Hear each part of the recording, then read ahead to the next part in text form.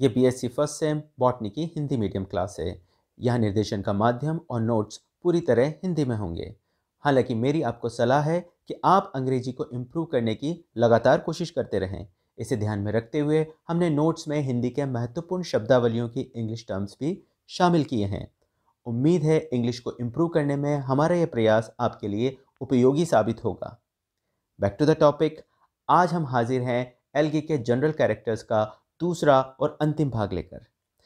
अगर आपने इसका पहला भाग नहीं देखा है तो आपको सलाह है कि पहले जाकर उसे देख लें। वीडियो का लिंक मैंने डिस्क्रिप्शन बॉक्स में दे दिया है। मैं बता दूं, अब तक हमने एलगी के वितरण, उसके कोशिकीय एवं शारीरिक संगठन, आमाप या साइज, गतिशीलता और प्रकाश संश्लेषी वर्णक आदि बिंदुओं का अध्ययन कर लिया है।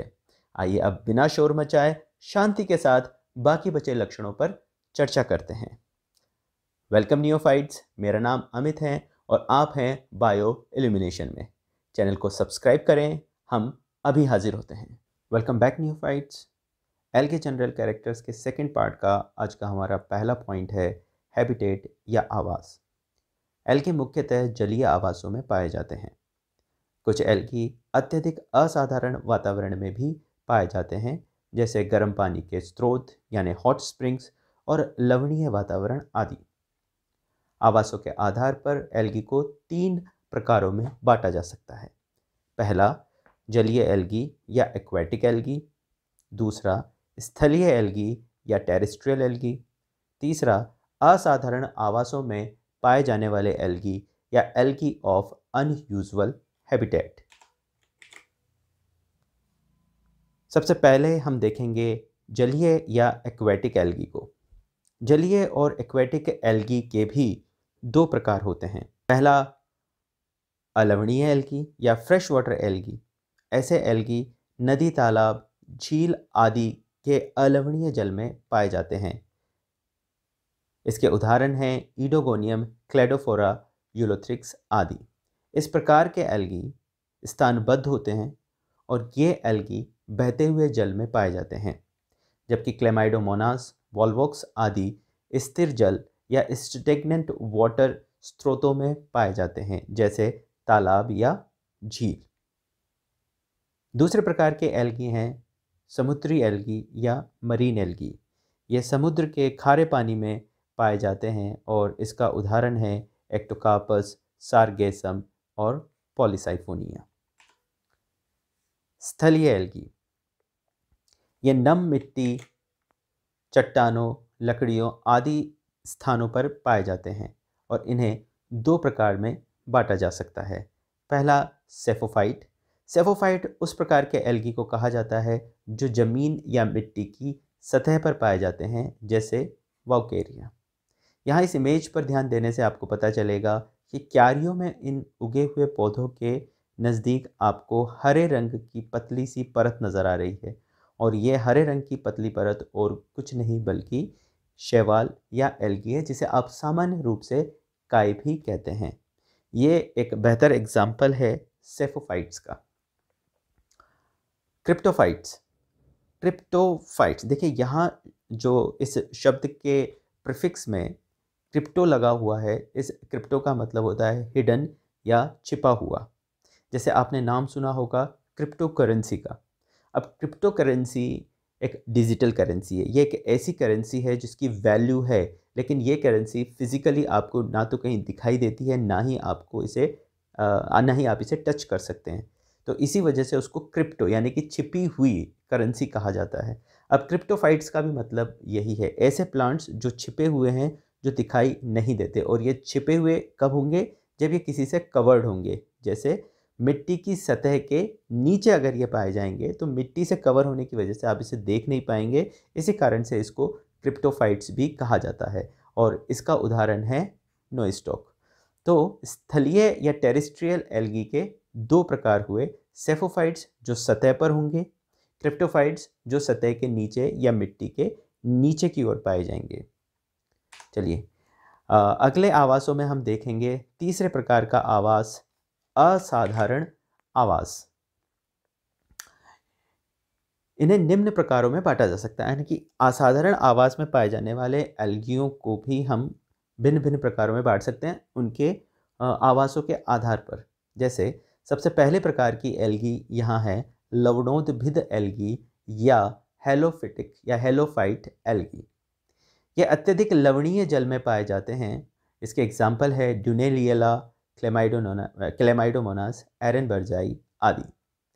दूसरे प्रकार का शैवाल है शैलोद्भिद एल्गी या लिथोफिटिक एल्गी, यानी कि ऐसे एल्गी जो चट्टानों पर पाए जाते हैं। अब आप सोच रहे होंगे कि चट्टान एक असाधारण आवाज़ के रूप में कैसे?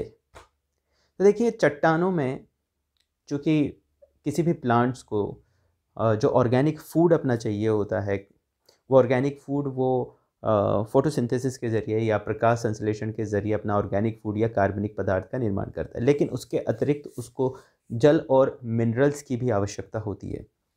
अब ये जल या मिनरल्स यानी कि खनिज लवण ये मृदा से अवशोषित करता है। मृदा में जल और खनिज लवणों की अवेलेबिलिटी या इनकी प्राप्ति बहुत आसानी से पौधों को हो जाती है, जड़ों के माध्यम से इसे अवशोषित कर लेते हैं।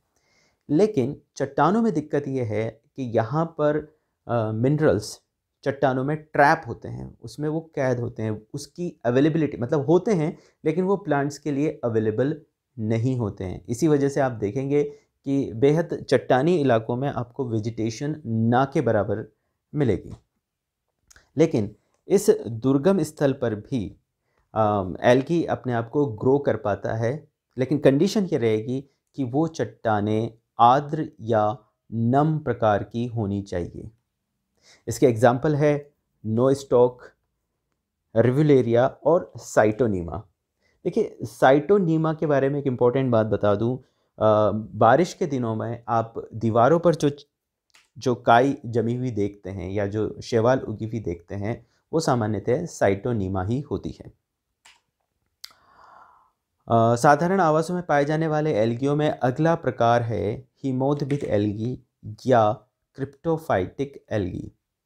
क्रिप्टोफाइटिक एल्गी बर्फ़ से ढके हुए पर्वतों पर पाए जाते हैं या फिर आर्कटिक और अंटार्कटिक रीजन पर जो बर्फ़ जमी हुई है उस बर्फ़ में ये एल्गी पाए जाते हैं, जहाँ पर सामान्य जनजीवन बेहद कठिन है। अब इसके एग्जाम्पल में आते हैं क्लेमाइडोमोनास नेविलिस और क्लेमाइडोमोनास येलोस्टेंसिस। बहुत ही इंपॉर्टेंट एग्जाम्पल है, आपको इन्हें ज़रूर ध्यान रखना है। अब देखिए, क्लेमाइडोमोनास निविलिस बर्फ़ के लाल रंग का कारण बनती है। ये लाल रंग की बर्फ़ का कारण बनती है। इसे हम रेड स्नो भी कहते हैं, जो आपको स्लाइड में दिखाई दे रहा है इमेज पर। और क्लेमाइडो येलोस्टेनेंसिस बर्फ़ में हरे रंग का कारण बनती है, जिसे हम ग्रीन स्नो भी कहते हैं। ये इमेज जो आपको अंटार्कटिक की दिखाई दे रही है, यहाँ पर आप ग्रीन स्नो क्लियरली देख सकते हैं। अब नेक्स्ट टाइप के जो एल्गी है वो है थर्मोफाइट एल्गी। ये उष्ण जलीय स्रोतों में पाए जाते हैं, जहाँ जल का तापमान लगभग 50 से 70 डिग्री सेल्सियस तक रहता है। इसके उदाहरण हैं ऑसिलोटेरिया ब्रिविस, सिनेकोकस इलोंगेटस और हीट्रोहर्मोकोनिया। ये गर्म पानी के स्रोत। असाधारण आवासों में पाए जाने वाले एल्गी का अगला प्रकार है अधिपादप एल्गी या एपिफिटिक एल्गी। ये एल्गी बड़े साइज या विकसित पौधों पे उगते हैं। देखिए, एपीफाइट टर्म्स का क्या मतलब है? एपी का मतलब होता है ऊपर की ओर, फाइट मीन्स प्लांट्स, मतलब प्लांट्स के ऊपर की तरफ ग्रो करने वाले एल्गी।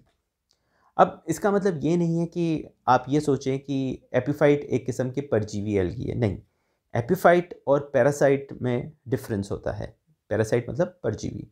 देखिए, एपीफाइट जहाँ केवल अपने आवास की प्राप्ति के लिए, मतलब रहने के लिए या रहने के नाम पर किसी दूसरे प्लांट्स पर ग्रो करते हैं, वही पैरासाइट्स अपने होस्ट से, होस्ट मतलब जहाँ पर उसने अपना बसेरा बनाया है, जिस जीव पर उसने अपना बसेरा बनाया या जिस जीव के अंदर उसने अपने बसेरा बनाया है, उस जीव से वह लगातार पोषण प्राप्त करता रहेगा या पोषण अवशोषित करता रहेगा। तो अगर कोई जीव अपने होस्ट से पोषण अवशोषित कर रहा है, खींच रहा है या प्राप्त कर रहा है, तो इस दशा में उसको पैरासाइट कहते हैं। लेकिन एपीफाइट में ये केवल आवास के लिए, यानी कि रहने के नाम पर ही वो उसके ऊपर उग रहे हैं, वृद्धि कर रहे हैं, लेकिन उससे वो किसी भी प्रकार के पोषण को प्राप्त नहीं करते हैं। तो ये एल्गी बड़े या विकसित पौधों पर उगते हैं। इसका उदाहरण है बल्बो कीट या वोकेरिया, कीटोप्थेरा जो कि सॉरी बल्बो कीट या वोकेरिया नहीं, बल्बो कीट जो वोकेरिया पर वृद्धि करता है और कीटोफोरा जो एकेंथिस पर वृद्धि करता है। अगला प्रकार है अधिजांतव एल्गी या एपिजॉइक एल्गी।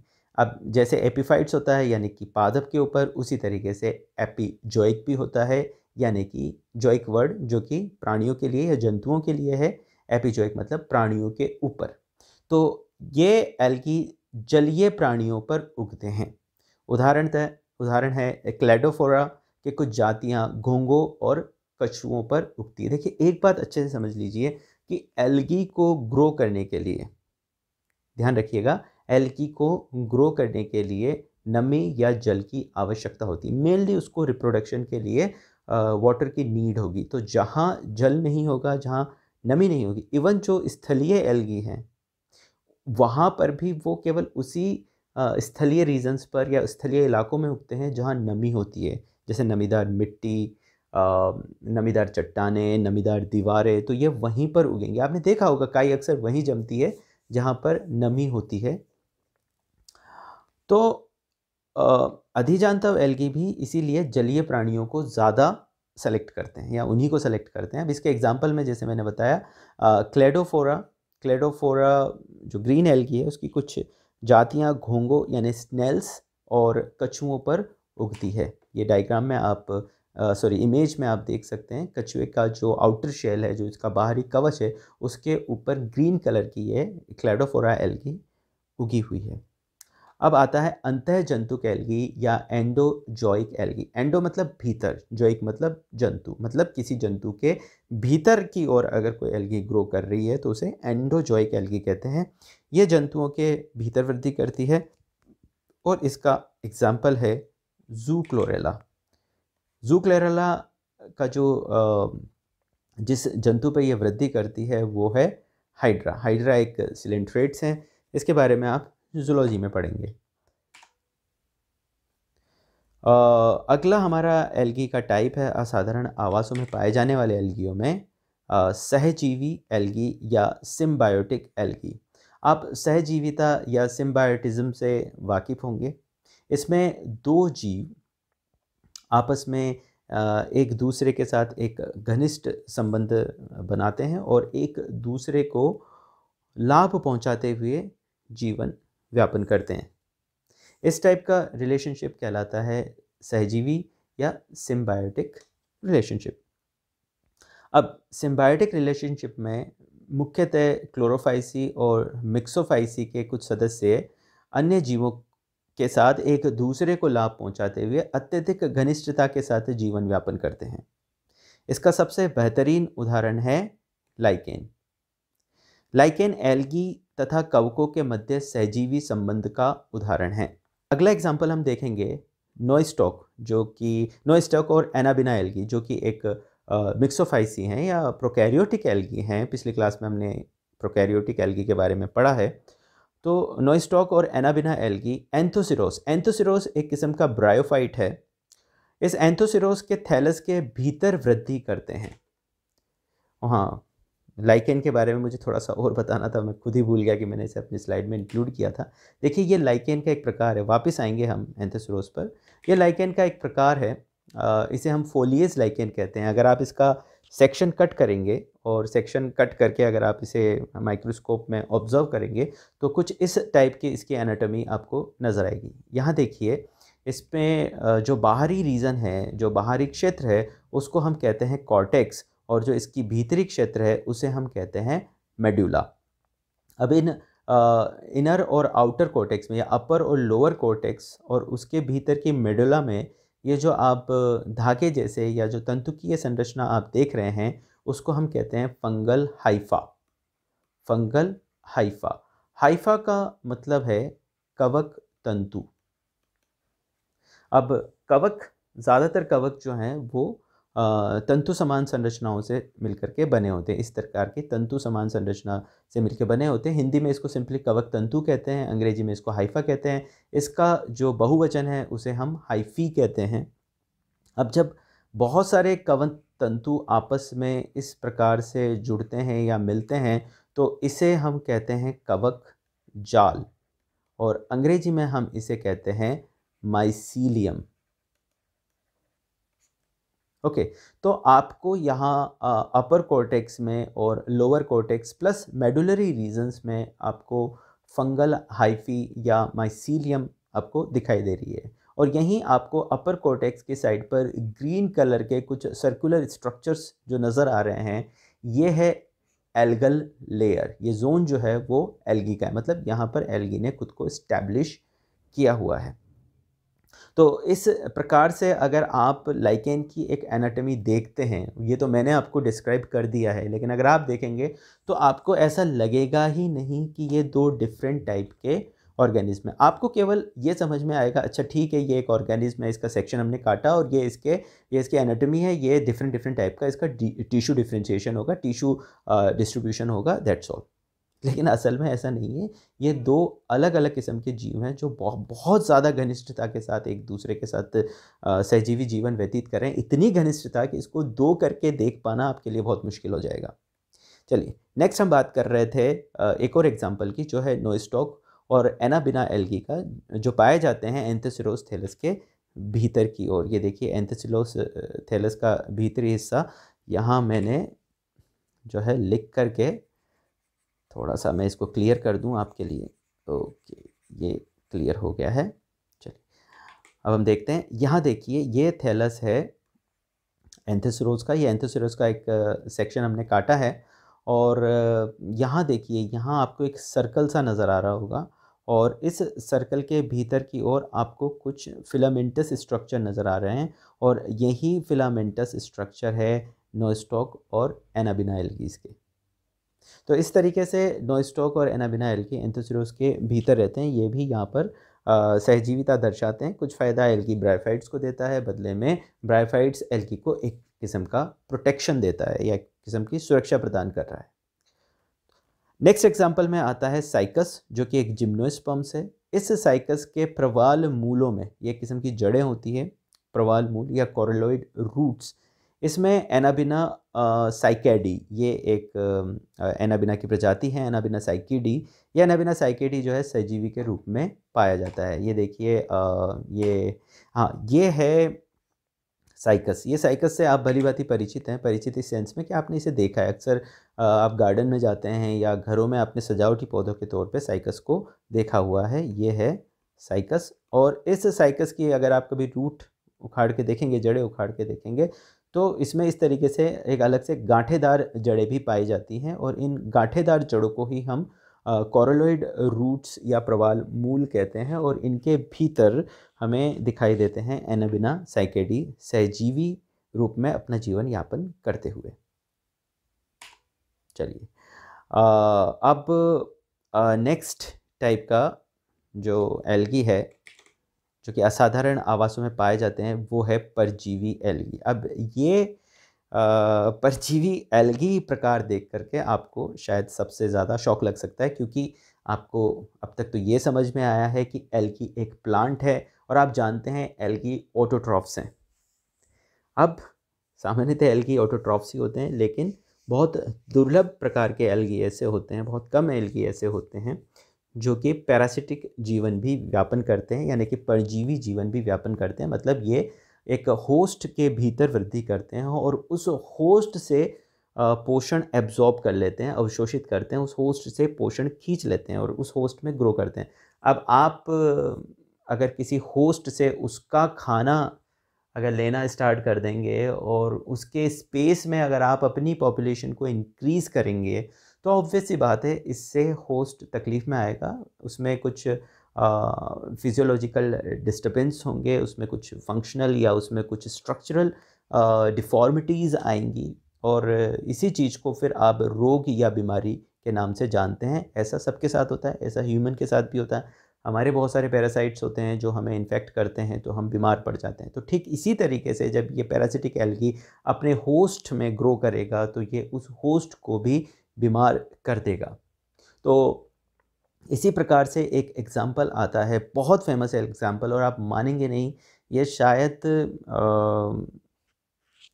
यूनिवर्सिटी, राजस्थान यूनिवर्सिटी के या दूसरी यूनिवर्सिटीज़ के क्वेश्चन पेपर्स में सबसे ज़्यादा पूछे गए ऑब्जेक्टिव क्वेश्चंस में से एक है। तो इसका एग्जांपल है सिफिलिरोस वायरिसेंस, और ये सिफिलिरोस वायरिसेंस चाय और कॉफ़ी के पत्तियों में रेड रस्ट या लीफ स्पॉट नाम का एक डिजीज़ कॉज करता है।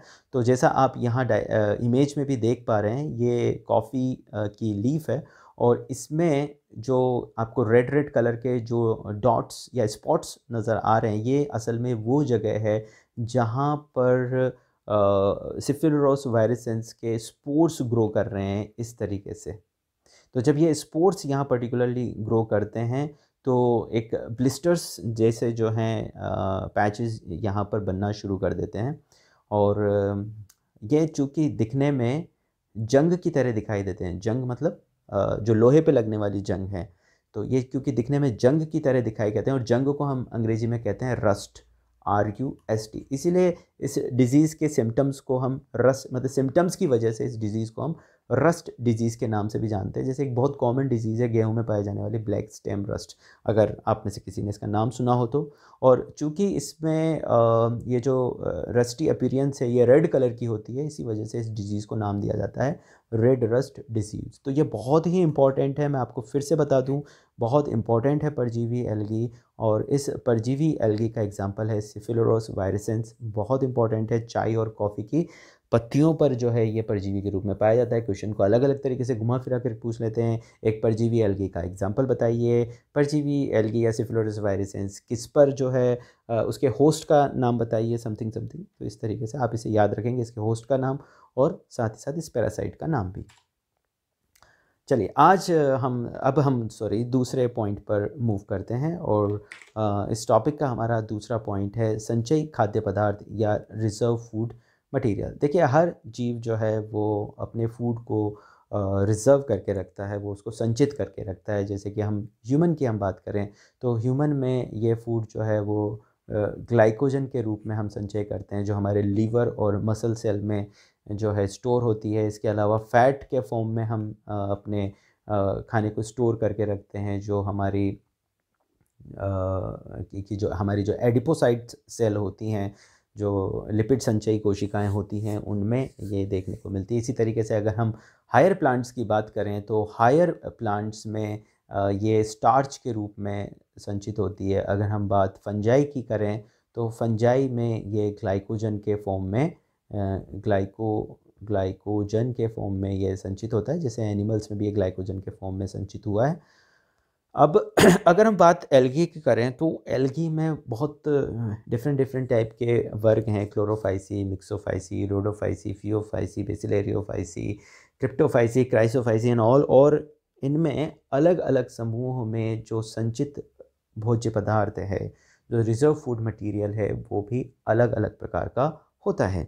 जैसे बेसिलेरियोफाइसी और जेंथोफाइसी, इसमें जो संचित भोज्य पदार्थ है वो वसा और तेल के रूप में होता है। मैं आपको बता दूं, चूंकि ये सब प्लांट है इसीलिए स्टार्च तो इसमें संचित भोज्य पदार्थ के रूप में उपस्थित होगा ही होगा, पर इसके अलावा और कौन से पदार्थ ऐसे होंगे जो संचित भोज्य पदार्थ के रूप में इसमें पाए जाएंगे, वो हम देख रहे हैं यहाँ। जैसे बेसिलेरोफाइसी, जेंथोफाइसी में वसा और तेल, फियोफाइसी में यह लेमिनेरिन और मैनिटॉल के रूप में संचित होता है। इसी प्रकार से रोडोफाइसी में यह फ्लोरिडियन स्टार्च, फ्लोरिडोसाइड और मैनोग्लिसरेट के फॉर्म में ये संचित होता है। इसी तरीके से मिक्सोफाइसी में, या जो प्रोकैरियोटिक एल्गी होते हैं उसमें ये मिक्सोफाइसियन स्टार्च और साइनोफाइसियन के रूप में संचित होता है। और मैं आपको बता दूं, ये इसका एक अभिलाक्षणिक गुण है, एक कैरेक्टरिस्टिक फीचर है।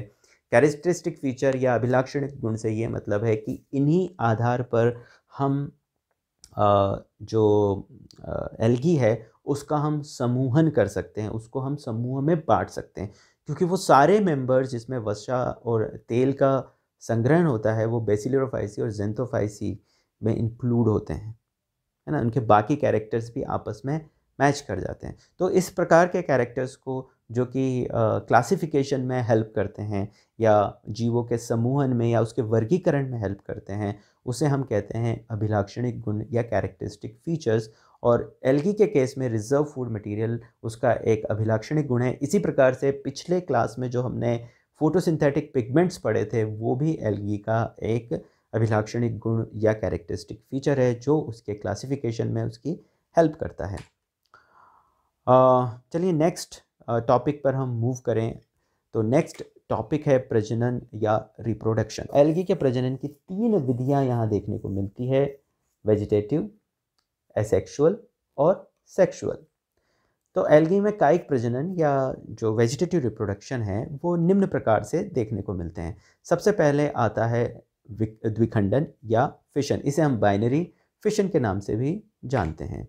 देखिए बाइनरी फिशन में जनरली ये एक कोशिकीय द्विखंडन जो है वो एक कोशिकीय एल्गी में, किसमें, एक कोशिकीय या यूनिसेलुलर एल्गी में ये देखने को मिलेगा। जैसे क्लेमाइडोमोनासी अपने आप में एक यूनिसेलुलर एल्गी है। तो इसमें होता यह है कि सिंपल यहाँ पर घटित होता है समसूत्री विभाजन, समसूत्री विभाजन। और समसूत्री विभाजन को हम अंग्रेजी में क्या कहते हैं, भाई जिसने बोला है उसको वेरी गुड, उसको हम कहते हैं माइटोसिस। तो समसूत्री विभाजन या माइटोसिस के ज़रिए ये एक पेरेंट सेल या पैतृक कोशिका 2 संतति कोशिकाओं में विभाजित हो जाती है। यह है संतति कोशिका या डॉटर सेल, संतति कोशिका या डॉटर सेल। 2 डॉटर सेल्स में ये विभाजित हो जाती है और इस प्रकार का जो जनन प्रक्रिया है उसे हम कहते हैं फिशन या द्विखंडन। एनीवेज, तो ये बात हुई द्विखंडन की। अब हम बात करेंगे विखंडन या फ्रेगमेंटेशन। फ्रेगमेंटेशन ये तंतुकीय एल्गी में सामान्य रूप से पाई जाती है। और तंतुकीय एल्गी के एग्जाम्पल्स क्या हैं, लिखे हुए हैं वैसे, लेकिन आपको याद हो जानी चाहिए क्योंकि हम लोगों ने थैलस ऑर्गेनाइजेशन पढ़ लिया है, सुकाई संगठन हम लोगों ने पढ़ लिया है, उम्मीद है आपने वो क्लास पढ़ ली होगी।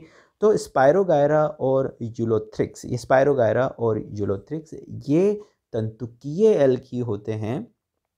और इनमें होता क्या है, विखंडन क्या है, विखंडन में एक्सीडेंटली अगर बाई चांस ऐसा हो कि जो तंतु हैं, आप नदी के किनारे खड़े हैं और आपने पत्थर फेंक के मारा, क्यों मारा, वो पत्थर उछलते हैं ना पानी की सतह पे जा करके, तो बस आपको वो देखना था, आपने खींच के एक पत्थर मारा और पत्थर जाकर के सीधा लगा तंतु की एल्गी को, से फॉर एग्जांपल स्पायरोगायरा को।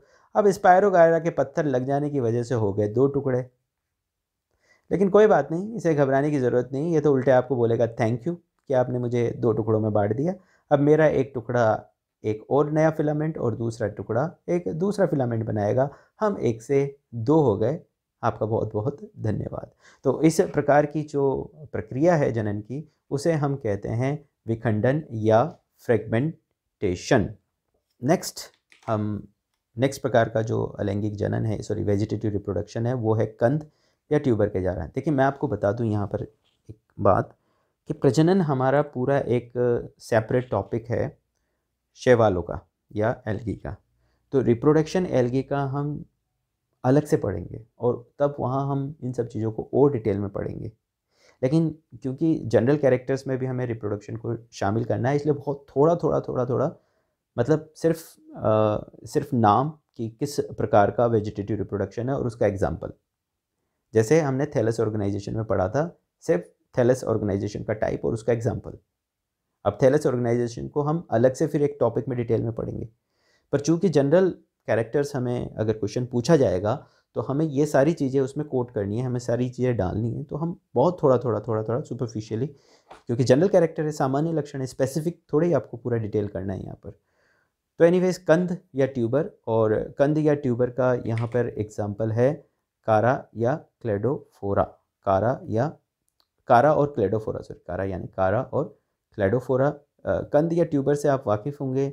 जैसे एक नोट टाइप का स्ट्रक्चर या गांठ टाइप की संरचना बनेगी जिसमें फिर भोज्य पदार्थ संचित होते चले जाएंगे और कालांतर में ये मुख्य थैलस से अलग होकर के अंकुरित होकर के एक नए पौधे का जन्म देगा। बाद में हम इसे डिटेल में पढ़ेंगे। अगला है हॉर्मोगोनिया, और हॉर्मोगोनिया जो है वो नील हरित शैवालों में देखी जाती है, जैसे नॉइस्टॉक और ओसिलोटेरिया। अब देखिए होर्मोगोनिया क्या होती है। अब जैसे विखंडन में आपने पढ़ा था कि तंतुकीय शैवाल यहाँ पर टूट करके नए शैवाल बनाती हैं, उसी तरीके से अगर तंतुकीय शैवाल नील हरित शैवाल हैं तो उसमें अगर इस तरीके से तंतु का विखंडन हुआ, अगर वो सेपरेट हुई, एक दूसरे से अलग हुई, तो आप उन अलग अलग हुए छोटे छोटे खंडों को आप कहते हैं होर्मोगोनिया। उन खंडों का नाम होता है होर्मोगोनिया, है ना। तो वो होर्मोगोनिया फिर आगे चल करके एक नए जीव में विकसित हो जाती है। लेकिन फिर विखंडन या फ्रेगमेंटेशन और होर्मोगोनिया में डिफरेंस क्या है? तो बेसिकली होता क्या है कि होर्मोगोनिया में जो सेपरेशन होता है तंतुओं का, या जो तंतुओं का जो ब्रेक का जो टूटना होता है, ये जो आपस में जो ब्रेक होते हैं, वो इंटेंशनली होता है। वो कैसे? जैसे आप ये देख रहे हैं नोस्टॉक का फिलामेंट, यहाँ पर आपको नोस्टॉक पर बाहर की तरफ तो म्यूसिलेज या श्लेष्मा की आवरण दिखाई दे रही है, और अंदर की तरफ आपको नोस्टॉक तंतु के कोशिकाएं आपको नज़र आ रही होंगी। और इसमें भी यहाँ ये देखिए, ये एक थोड़ा सा बाकी कोशिकाओं से अलग आपको एक कोशिका यहाँ नज़र आ रही है। इस कोशिका को हम कहते हैं हीट्रोसिस्ट। हीट्रोसिस्ट के बारे में भी हमें अलग से पढ़ना है, यहाँ मैं आपको डिटेल नहीं दूंगा, अदरवाइज़ ये वीडियो बहुत लंबी हो जाएगी। तो ये है हीट्रोसिस्ट, अभी आप समझ लीजिए। इसका मुख्य कार्य जो अब तक फाइंड आउट किया गया है वो एक तो जैसे ये हार्मोगोनिया में आप देख ही रहे हैं, यहाँ पर भी ये प्रजनन में भी थोड़ा रोल प्ले करता है, लेकिन इसके अलावा जो इसका इम्पोर्टेंट रोल है वो है नाइट्रोजन फिक्सेशन में। तो यहाँ हेट्रोसिस्ट जो है वो इस जगह हेट्रोसिस्ट वाले पॉइंट से आगे चल करके इस नॉइस्टॉक के फिलामेंट्स में ब्रेकेज हो जाते हैं, ये टूट जाता है इस पॉइंट से। और इस तरीके से जो बने हुए खंड हैं, इन खंडों को कहा जाता है होर्मोगोनिया, जो आगे चल करके एक पूरे नए फिलामेंट्स को जन्म देते हैं, या इसमें ये वृद्धि कर जाते हैं। बात करें अगर ओसिलोटेरिया की, तो ओसिलोटेरिया में हेट्रोसिस्ट नहीं पाया जाता है। हेट्रोसिस्ट ब्लू ग्रीन एल्गी के केवल नोस्टिकेल्स ऑर्डर में ही देखने को मिलता है, या नोस्टिकेल्स गण में ही देखने को मिलता है, जिसका मेंबर नोस्टॉक है। लेकिन ओसिलोटेरियल्स में या ओसिलोटेरिया में आपको इस तरीके का जो हीट्रोसिस्ट है वो देखने को नहीं मिलता। तो यहाँ क्या होता है, यहाँ ओसिलोटेरिया के फिलामेंट्स के जो सेल्स हैं उसमें बीच में कहीं एक सेपरेशन डिस्क देखने को मिलती है। ये सेपरेशन सेल्स में भी किसी सेल्स के डेड हो जाने की वजह से बनती है। और जब ये पर्टिकुलर सेपरेशन डिस्क बनती है तो इस पॉइंट से, क्योंकि यहाँ पर एक डेड सेल क्रिएट हुई है, तो इस जगह से ये फिलामेंट्स आपस में टूट जाते हैं, और टूट करके जो फिलामेंट्स के खंड बनते हैं, उन खंडों को हम नाम देते हैं होर्मोगोनिया। और ये खंड आगे चल करके नए ओसिलोटेरिया के फिलामेंट्स को जन्म देते हैं, या उसमें ये वृद्धि करते हैं। तो इस तरीके से होर्मोगोनिया द्वारा रिप्रोडक्शन देखने को हमें मिलता है। अगला प्रकार है अपस्थानिक शाखाओं द्वारा vegetative reproduction by means of adventitious branches. इस प्रकार का जनन पाया जाता है फ्यूकस में, जो कि एक मरीन एल्गी है या एक समुद्री शैवाल है। अगला प्रकार है मुकुलन या प्रोटोसिफोन। मुकुलन या प्रोटोसिफोन में क्या होता है? मुकुलन आपने वैसे देखा होगा, इसमें हाइड्रा वगैरह में आपने लोअर क्लासेस में मुकुलन, या यीस्ट में आपने मुकुलन देखा होगा। जैसे इसमें होता क्या है कि जो पैतृक कोशिका होती है, उस पैतृक कोशिका में, या जो भी पैतृक जीव होता है, बहुकोशिकीय भी हो सकता है, ये एक कोशिकीय भी हो सकता है, उसमें सबसे पहले एक छोटी सी नोड डेवलप होती है, और फिर ये नोड धीरे धीरे आकार में वृद्धि करती है, और इसमें पैतृक कोशिकाओं से कुछ मात्रा में जीव द्रव्य जो है वो इसके भीतर प्रवेश कर जाता है। ये अपने पैतृक कोशिका में लगे हुए थोड़ी सी और वृद्धि कर जाती है, और फिर उसके बाद फाइनली ये पिंच ऑफ होकर के अपनी पैतृक कोशिका से अलग हो जाती है, और अलग होने के बाद फिर ये एक नई कोशिका या एक नए जीव की उत्पत्ति करती है। तो ये जो नोड बना है और जो ये धीरे धीरे वृद्धि कर रहा है, इसको हम कहते हैं हिंदी में मुकुल, या हम इसे कहते हैं अंग्रेजी में बड। और ये जो प्रक्रिया है उस प्रक्रिया को हम कहते हैं मुकुलन, और इंग्लिश में हम इसे कहते हैं बडिंग। ठीक है, तो इस प्रकार शैवाल जो है वो मुकुलन या बडिंग के ज़रिए भी कायिक जनन करते हैं। एग्जाम्पल है इसका प्रोटोसिफोन। अगला हम पढ़ने जा रहे हैं अलैंगिक जनन। अलैंगिक जनन जैसे हमने पहले एक स्लाइड में इसको स्टडी कर लिया था, पर मैं फिर से बता दूं, यह एक ऐसी प्रक्रिया है जिसमें कोशिका द्वारा प्रोटोप्लास्ट मुक्त किया जाता है जो अंकुरित होकर नए पौधे का निर्माण करती है। एल्गी में अलैंगिक जनन कई प्रकार के बीजाणुओं द्वारा होता है। देखिए, जो प्रोटोप्लास्ट अलग किया गया है, ठीक है, वो आगे चल करके बीजाणुओं का रूप धारण कर लेते। बीजाणु होते क्या बेसिकली? तो बीजाणु एक कोशिकीय जनन संरचना, आप बीजाणुओं को इस तरीके से परिभाषित कर सकते हैं कि बीजाणु एक कोशिकीय जनन संरचना होते हैं। एक कोशिकीय जनन संरचना होती है। देखिए, ये थोड़े से जीवट प्रकार के होते हैं, या इनकी वायबिलिटी काफ़ी स्ट्रॉन्ग होती है। ये काफ़ी लंबे समय तक एक जो हार्श कंडीशन होती है, या जो एक प्रतिकूल दशाएं जो होती है, उस प्रतिकूल दशा में जो है खुद को इस प्रतिकूल दशा में खुद को बनाए रख पाती है। तो इस प्रकार की जो संरचना है उसे हम कहते हैं स्पोर। तो एल्गी में अलैंगिक जनन स्पोर्स के द्वारा होता है या बीजाणुओं के द्वारा होता है। इनमें कुछ बीजाणुओं का उल्लेख यहाँ पर है। सबसे पहले हम देखते हैं जूस्पोर्स या चल बीजाणु। जूस्पोर्स या चल बीजाणु गतिशील होते हैं और गति के लिए इनमें फ्लैजिला पाया जाता है। जैसे नाम से पता चल रहा है, जूस्पोर या चल बीजाणु, चल मतलब गतिमान। अब इनकी संख्या 2 हो सकती है, 2 से ज़्यादा हो सकती है, जैसे 4 या अनेक हो सकती है। 2 कशाभिकाएँ वाले एग्जाम्पल हैं जैसे क्लेमाइडोमोनास और एक्टोकार्पस। 4 कशाभिकाएँ पाई जाती है यूलोथ्रिक्स में, या अनेकों कशाभिकाएँ पाई जाती हैं जैसे ईडोगोनियम में और वोकेरिया में। अब फ्लैजिला की स्थिति सामान्यतः शीर्षस्थ होती है, यह हमने पहले भी स्टडी किया है, ये शीर्षस्थ स्थिति वाले। और या कुछ एल्गी ऐसे भी होते हैं जिनमें ये पार्श्वीय प्रकार की होती हैं। यहाँ मैंने एक इमेज भी दी है, मैं आपको वो इमेज दिखा देता हूँ कि किस प्रकार से ये बीजाणु बनते हैं। ये देखिए, ये क्लेमाइडोमोनास के चल बीजाणु हैं, और यहाँ जिस मुख्य कोशिका से या जिस पैतृक कोशिका से इन बीजाणुओं का निर्माण हो रहा है उसे हम कहते हैं स्पोरेंजियम। क्या कहेंगे उसे? स्पोरेंजियम। यानी कि वो थैलीनुमा संरचना जिन संरचनाओं से स्पोर बनते हैं उसे हम स्पोरेंजियम कहते हैं। और चूंकि इसमें से जूस्पोर बन रहे हैं, इसीलिए इस स्पोरेंजियम को हम कहते हैं जूस्पोरेंजियम। ओके, तो जूस्पोर बनाने वाली कोशिका जूस्पोरेंजियम, या हिंदी में हम इसे कहते हैं बीजाणुधानी, और स्पष्ट रूप से आप इसको चल बीजाणुधानी भी कह सकते हैं।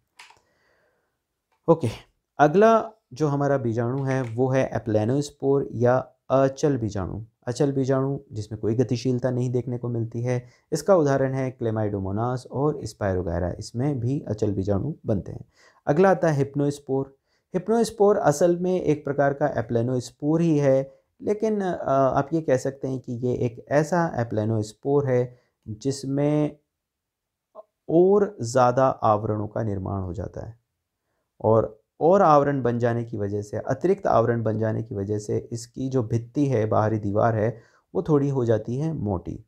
और ऐसा होने से ये जो बाहर की प्रतिकूल दशाएं हैं, उन प्रतिकूल दशाओं को झेलने में और ज़्यादा सक्षम हो जाता है। इसकी वायबिलिटी और ज़्यादा बढ़ जाती है। और जनरली हिप्नोस्पोर का जो प्रोडक्शन होता है वो ऐसी कंडीशन में होता है जब एल्गी सूखे को फेस कर रही हो, जब वो सूखे का सामना कर रही हो। सूखा मतलब डेजिकेशन, पानी की कमी।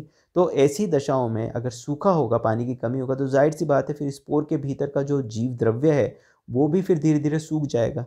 तो वो ना सूखे, उसी को बचाने के लिए बाहर की तरफ एक मोटी दीवार बना दी जाती है, मोटी भित्ति बना दी जाती है, ताकि अंदर का जो जीव द्रव्य है वो लंबे समय तक सूखने से बचा रहे, और जैसे ही अनुकूल परिस्थितियाँ आएँ वैसे ही ये अंकुरित हो जाए और अंकुरित होकर के नए शैवाल की रचना करें। अगला प्रकार है ऑटोस्पोर। ऑटोस्पोर ये ऐसे बीजाणु होते हैं जो अपने पैतृक कोशिकाओं के समान ही होते हैं, बस अंतर यहाँ इतना होता है कि ये इनका जो आमाप जो होता है ये अपने पैतृक कोशिका के मुकाबले छोटा होता है। इसका एग्जाम्पल है क्लोरेला, जो यहाँ आपको दिखाई दे रहा है। ये क्लोरेला के ऑटोस्पोर्स हैं। सिनजूस्पोर की हम बात कर लेते हैं। सिनजूस्पोर असल में ऐसे स्पोर्स होते हैं जो बहुकेंद्रकीय होते हैं और बहुकशाभिकीय होते हैं। आप ऐसा भी कह सकते हैं कि बहुत सारे जो कशाभिकीय जूस्पोर हैं, आप मानिए अगर वो सब मिला दिए जाए तो क्या होगा, अगर इन सबको एक जगह इकट्ठा कर दिया जाए तो आपको बहुत इस संरचना में, मतलब जो इनका संयुक्त रूप है, जो एक दूसरे के साथ मिल जाने के बाद बहुत सारी कशाभिकाएँ आपको देखने को मिलेंगे और सबके केंद्रक आपको अलग अलग उस कॉमन जीव द्रव्य में आपको देखने को मिलेगा। तो इस तरीके की जो स्पोर्स हैं उसे हम कहते हैं सिनजूस्पोर। देखिए मैंने आपको एक हल्का सा आइडिया भी दे दिया कि किस तरीके से सिनजूस्पोर का प्रोडक्शन होता है। इसका एग्जाम्पल है वोकेरिया। तो वोकेरिया में ऐसे सिनजूस्पोर्स बनते हैं जिसमें अनेकों आपको कशाभिकाएँ देखने को मिलेंगी। ये इसी वजह से इसको बहुकशाभिकीय या मल्टीफ्लैजिलेट भी कहते हैं। और इसके भीतर जिसके जीव द्रव्य में अनेकों केंद्रक देखने को मिलेंगे तो ये बहुकेंद्रकीय भी होता है। अगले प्रकार का जो स्पोर है वो है एकाइनिड्स। और एकाइनिड्स जो है ये असल में आप कह सकते हैं कि अकाइनिड्स को कई सारे जो ऑथर हैं, कुछ ऑथर ऐसे भी हैं जो अकाइनिड्स को हिप्नोस्पोर के इक्वल रखते हैं, वो इसे हिप्नोस्पोर ही मानते हैं। कहीं एक जगह तो मैंने एक डायग्राम में भी देखा था, वोकेरिया के अकाइनेट्स को इन्होंने हिप्नोस्पोर को इन्होंने अकाइनेट्स करके भी लिखा, मतलब हिप्नोस्पोर ऑब्लिक अकाइनेट्स, कुछ इस तरीके से इन्होंने मेंशन किया था। आई डोंट नो वोकेरिया था, may be some other algae. So akinetes कुछ एल्गी में कायिक कोशिका मोटी भित्ति युक्त स्पोर विकसित करते हैं। अब देखिए हिप्नोस्पोर भी मोटी भित्ति युक्त होता है, अकाइनेट्स भी यहाँ मोटी भित्ति युक्त होते हैं। इनमें भारी मात्रा में भोज्य पदार्थ संचित होता है जो प्रतिकूल दशाओं हेतु इसे प्रतिरोधी बनाता है। इसका निर्माण कार्बोहाइड्रेट व प्रकाश की उपलब्धता पर निर्भर करता है। इसका उदाहरण है मिक्सोफाइसी और क्लोरोफाइसी के मेंबर्स। जैसे यहाँ पर दे रखा है, ये मिक्सोफाइसी का मेंबर है नोस्टॉक, और नोस्टॉक में आप देख रहे हैं इस तरीके से अकाइनिड्स का फॉर्मेशन हो रहा है बीच बीच में, ये अकाइनिड्स बन रहे हैं। अकाइनिड्स की भित्ति भी मोटी होती है, प्लस इसमें भोज्य पदार्थों का संचय भी होता है, और इसका निर्माण निर्भर करता है कार्बोहाइड्रेट और प्रकाश की उपलब्धता पर। ओके, मतलब कुछ स्पेसिफिक कंडीशंस इसके साथ जुड़ी हुई हैं। प्रजनन में हम देखते हैं यहाँ अलैंगिक के बाद लैंगिक जनन। लैंगिक जनन में होता क्या है, लैंगिक जनन में दो युग्मकों या गैमीट्स में जीव द्रव्य संलयन होता है, और जीव द्रव्य के संलयन होने से फिर जाइगोट बनता है, और फिर जाइगोट से नए जीव विकसित होते हैं। ज़रूरी बात यह है कि लैंगिक जनन करने वाले जीवों के जीवन काल में किसी न किसी अवस्था में अर्धसूत्री विभाजन ज़रूर देखने को मिलता है। तो देखिए युग्मकों की दशाओं के अनुसार, उनके कंडीशंस के हिसाब से जो लैंगिक जनन है उसको भी हम 3 भागों में बांट सकते हैं। पहला भाग होगा या पहला प्रकार होगा आइसोगेमी या समयुग्मकी। ऐसे एल्गी जिनमें समयुग्मकी या आइसोगेमी टाइप का सेक्सुअल रिप्रोडक्शन देखने को मिलता है, उसमें दोनों गैमीट्स आकारिकी रूप से यानी कि बाह्य संरचना के रूप से बिल्कुल एक जैसे होते हैं। इसे हम आइसोगेमस, ऐसे युग्मक जो हैं वो समयुग्मक कहलाते हैं, और इनके जो संलयन की प्रक्रिया है उस संलयन की प्रक्रिया को हम आइसोगैमी कहते हैं। उदाहरण है इसका यूलोथ्रिक्स, क्लेमाइडोमोनास, यूगैमिटोस और क्लेडोफोरा। तो आप देख सकते हैं यहाँ जैसे कि यहाँ पर 2 गैमीट्स हैं और 2 गैमीट्स दिखने में बिल्कुल एक जैसे हैं। आगे चल कर के ये गैमीट्स एक दूसरे से फ्यूज़ कर जाएंगे और फ्यूज़ करके ये निर्माण करेंगे एक अचल जाइगोट का, जो आगे चल कर के एक नई जो है कोशिका का निर्माण करेगा। तो एनीवेज़ मुद्दे की बात यह है कि यहाँ पर जो दोनों गैमीट्स है वो बिल्कुल एक दूसरे के इक्वल होंगे बाह्य संरचना के रूप में। आप इनको देख करके बिल्कुल भी अंदाज़ा नहीं लगा सकते कि इनमें से कौन सा नर गैमीट है और कौन सा मादा गैमीट है। नर या मादा गैमीट का कॉन्सेप्ट यहाँ लागू नहीं होता है। अगला प्रकार है एनाइसोगेमी। एनाइसोगेमी जब संलयित होने वाले युग्मक आकारिकी रूप से भिन्न भिन्न हो, अर्थात इसमें से एक युग्मक बड़ा हो और दूसरा युग्मक छोटा हो, तो ऐसा जो प्रजनन है उसे हम एनाइसोगेमी या असमयुग्मकी प्रकार का प्रजनन कहते हैं। ऐसे गैमेट्स एनाइसोगैमीट्स कहलाते हैं और उनका संलयन एनाइसोगेमी कहलाता है। इसका उदाहरण है क्लेमाइडोमोनास ब्राउनी। यहाँ देखिए ये दो प्रकार के आपको गैमेट्स देखने को मिलेंगे। ये एक ही प्रजाति के गैमेट हैं, इसमें से एक गैमेट बड़े साइज़ का होगा और दूसरा गैमेट छोटे साइज़ का होगा। दोनों ही गैमेट की खास बात ये होगी कि दोनों ही गैमेट यहाँ पर गतिशील होंगे। ओके, अब इसमें जो बड़े साइज़ का जो गैमेट है उसको आप फीमेल गैमेट और छोटे साइज़ के गैमेट को आप मेल गैमेट कंसिडर करेंगे। चलिए आगे हम देखेंगे अंडयुग्मकी प्रकार का अंडयुग्मकी प्रकार का लैंगिक जनन। अंडयुग्मकी इसे हम विषम युग्मकी या उगैमी भी कहते हैं। इसका एक नाम विषम युग्मकी भी होता है, कुछ किताबों में इसे विषम युग्मकी करके भी लिखा गया है, लेकिन अंडयुग्मकी इसका ज़्यादा उचित नाम है। अंडयुग्मकी उगैमी में एक गैमीट छोटा और गतिमान होता है जिसे हम नर गैमीट यानी स्पर्म और एंथ्रोजॉइड कहते हैं, जबकि दूसरा गैमीट इसमें बड़ा और अचल होता है जिसे मादा गैमीट यानी एग और ओवम भी कहा जाता है। ऐसे गैमीट्स ऊगैमीट्स कहलाते हैं और इनका संलयन ऊगैमी कहलाता है। एग का निर्माण उगोनियम तथा एंथ्रोजॉइड्स का निर्माण एंथ्रीडियम के द्वारा होता है। इसका एग्जाम्पल है वोकेरिया, कारा, ईडोगोनियम, फ्यूकस, पॉलीसाइफोनिया आदि। अब देखिए इसमें बड़ा इंटरेस्टिंग है रोडोफाइसी, क्योंकि रोडोफाइसी में जो नर युग्मक बनते हैं वो अचल प्रकार के होते हैं, यानी कि उसमें फ्लैजिला एब्सेंट होती है। और ज़्यादातर केसेस में जो गैमीट्स हैं वो गैमीट्स कैसे होंगे, वो गतिशील होंगे, वो चलायमान होंगे। यहाँ देखिए डायग्रामेटिकली मैं आपको समझा देता हूँ। जो नर गैमीट्स हैं वो आकार में छोटे होंगे तुलनात्मक रूप से और उनमें गति के लिए फ्लैजिला देखने को मिलेगी। स्पर्म्स गतिशील होंगे जबकि एग साइज़ में बड़ी होगी और ये गतिहीन होंगी। यहाँ एक एग्जांपल वोकेरिया का है।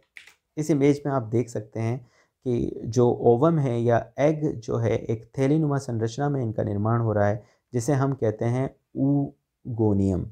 देखिए जो प्लांट्स में मादा जनन संरचना है वो मादा जनन संरचनाएं अलग अलग समूहों में अलग अलग नाम से जानी जाती हैं।